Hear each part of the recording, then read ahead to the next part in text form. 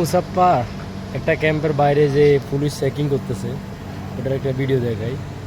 এই বাসগুলা এই ক্যাম্পে থাকে, এটা অনেক বড় একটা ক্যাম্প, ঠিক আছে। সারি সারি অনেকগুলো বাস দাঁড়িয়ে থাকে। ওই যে গেটের সামনে অনেকগুলো মানুষ দাঁড়িয়ে আছে, এখানে একটা বাস দাঁড় করে রাখছে গেটের বাইরে। এটা পুলিশে অ্যাটাক করছে, এমআরত আইডি চেক করবে। এখানে সবচেয়ে বেশি চেক চল হচ্ছে এমআরতের আবুধাবিতে, মুসাপ্পাতে। ওই যে পুলিশ একদম একদম গেট লক করে দিছে, লক করে দিয়ে সবগুলো লেবারে চেক করতেছে আইডি। আর অনেক মানুষ দাঁড়িয়ে দাঁড়িয়ে সেটা দেখতেছে।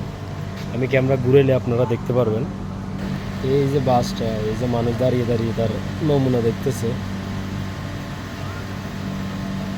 বাস একদম লক করে ফেলছে, আর বাকিগুলো চেক করে ঢুকেছে এখানে ক্যাম্পের সামনে।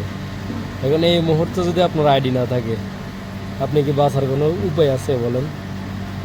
কোনো উপায় নেই, কারণ মেন রোডেই অ্যাটাক করে ফেলছে।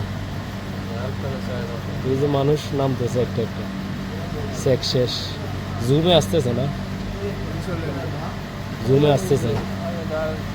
এখন আসলে দুই একজনকে জিজ্ঞেস করবো যে এখানে কি হয়েছে, ওরা ঠিকই বলবে যে আইডি চেক করতেছে।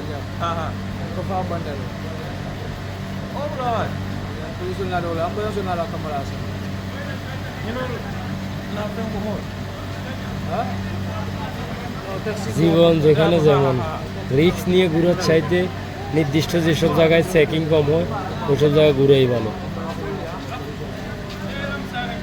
কারণ প্রবাসে সবাই আসে ইনকাম করার জন্য, বৈধ অবৈধ হতেই পারে। কারণ আমাদের বাংলাদেশে অনেক দালাল থাকে যারা আইনা বিষয় করে দেয় না, টাকা মারিয়া দেয়। মানুষ পরিস্থিতির শিকার হয়ে এই অবৈধ হয়।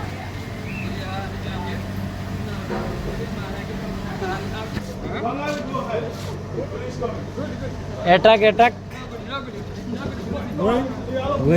ID check, ID check. ফি ক্রিমিনাল ফি